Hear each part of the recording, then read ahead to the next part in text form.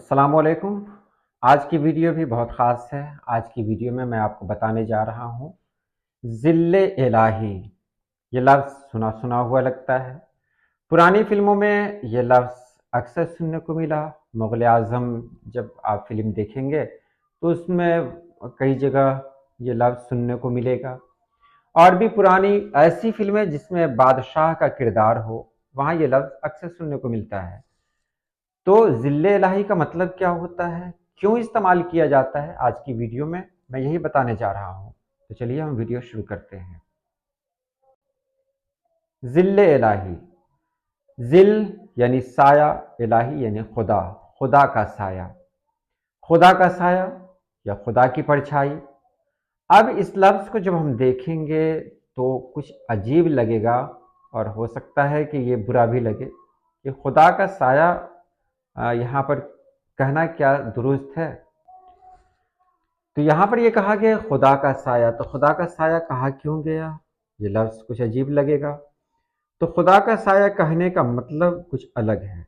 पहली बात ये कि ये जिस बादशाह को कहा जाता है इसका मतलब यही होता है, या मजाजन जो मानी लिया जाता है वो यही होता है कि वो यानी उसका साया अवाम यानी रियाया के सर पे है। और ये ऐसे बादशाह के लिए कहा जाता है जो जिस बादशाह की खसलत मशहूर हो, यानी वो नेकी के लिए जाना जाता हो, वो अच्छी आदतों के लिए जाना जाता हो, वो रियाया के साथ हुस्न सुलूक करता हो। तो वो रियाया अपने ऐसे बादशाह को के लिए ये लफ्ज़ इस्तेमाल करती है ज़िल्ले इलाही। यहाँ यही मतलब है कि बादशाह अगर रियाया के साथ बेहतरीन ढंग से पेश आ रहा है तो रियाया ये लफ्ज़ इस्तेमाल करती है कि ज़िल्ले इलाही, यानी आप खुदा का साया है, खुदा रहीम है, तो खुदा ने अपनी रहमत को आपके ज़रिए हम तक पहुँचाया है। यानी वो रहमत जो हम तक पहुँच रही है वो आपके ज़रिए पहुँच रही है। खुदा करीम है, वो करम करने वाला है, तो उसका करम आपके ज़रिए हम तक पहुँच रहा है।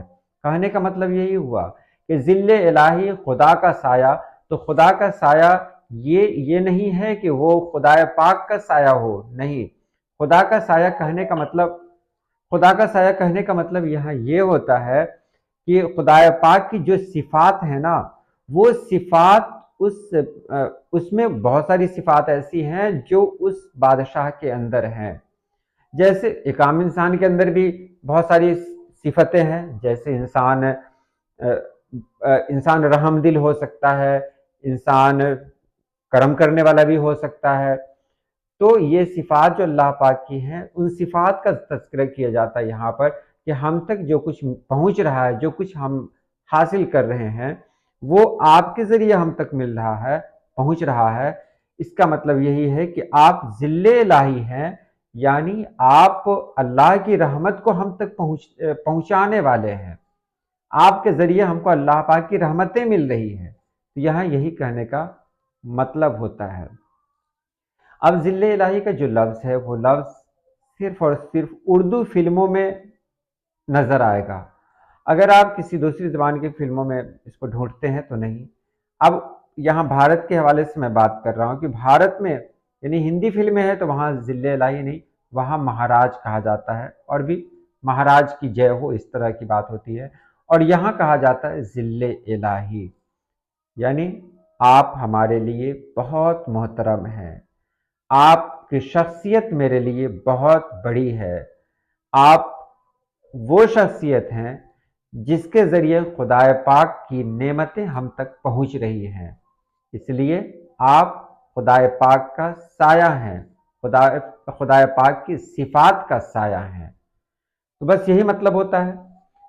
तो आज के लिए इतना ही। अल्लाह पाक आप सभी लोगों को खुश रखे, आबाद रखे। अल्लाह हाफिज़।